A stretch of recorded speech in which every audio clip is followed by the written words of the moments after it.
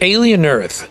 It's all the rage these days. It's the #1 streaming show in the world and holds a top spot in 32 countries, including the US. It basically out-Netflixes Netflix. And boy, did Disney Plus and Hulu sure need this, especially after that dumpster fire of The Acolyte and the gayest Marvel show of all time, Agatha All Along. So, the show has been described to me as the gayest Marvel project to date. Do you agree? So is it as good as Ridley Scott and James Cameron's Alien, or another misguided effort like Prometheus? Let's find out.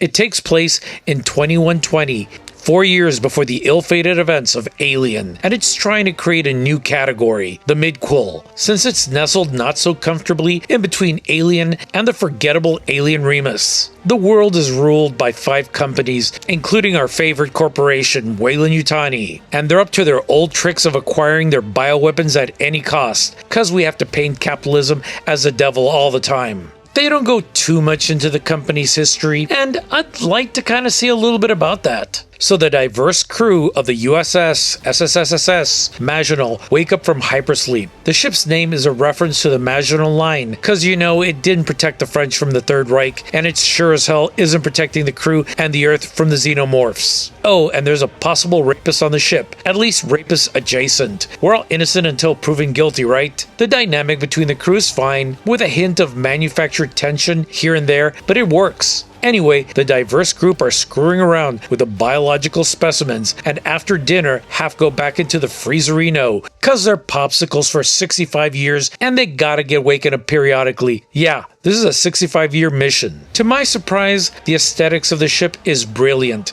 It follows the design language of the original Nostromo, from the padded walls to the clamshell hypersleep chambers to the harsh mechanics. I'm not gonna lie, it did put a little spark in my lightsaber. I know that's Star Wars, but I don't care. Set pieces are meticulous, and just like the originals, they ground you in the experience. Just FYI, the spoilers will be Ariana Grande light. And also, hit the subscribe button and notification bell, cause I want to keep making videos for you, and YouTube hates content creators. So in this world, there are 3 kinds of artificial persons: cyborgs, synths, and hybrids. And this douchebag kid genius wants to put all these sick kids into one of those 3 categories, the hybrids. They're all living in Neverland.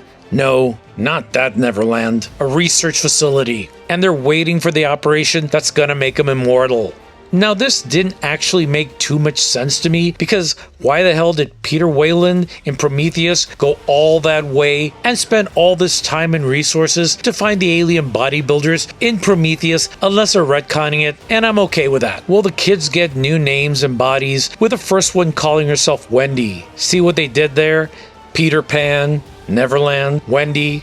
So clever. I did think that all the Peter Pan references were fine and smart enough, but maybe they go a little too far, like it's everywhere. It's the story that the kid genius reads as he's narrating. It's above the operating table when the kids get their new bodies. It's like everywhere. So I just have to mention that Timothy Oliphant as one of the artificial persons is one of the best things in this. He's some kind of albino artificial person. He has a great presence and a real devious robot yet bordering on human character. The tension in the show starts when the Maginot crash lands on Earth and the kids are sent to retrieve the monsters. Because, of course, sending hyper-advanced synthetic kids into a funhouse of xenomorphs and octoballs is a great idea. So Wendy uses her robot powers to make sure the brother she was taken from is part of the rescue team that gets sent to the ship. This kid is by far the most emasculated little bitch in the whole show. And the worst part of it, he's a simp, he's a beta, and consistently needs rescuing. Oh, and they got M41A pulse rifles and M56 smart guns, which I don't really know how I feel about. I mean, it's kind of been my wet dream to see those bad bitches again, but that was like 61 years before Aliens, and that means that the Marines were relegated to using old tech, and I know that's not the case. Check it out. Independently targeting particle beam failings. What? For I have a city with this puppy.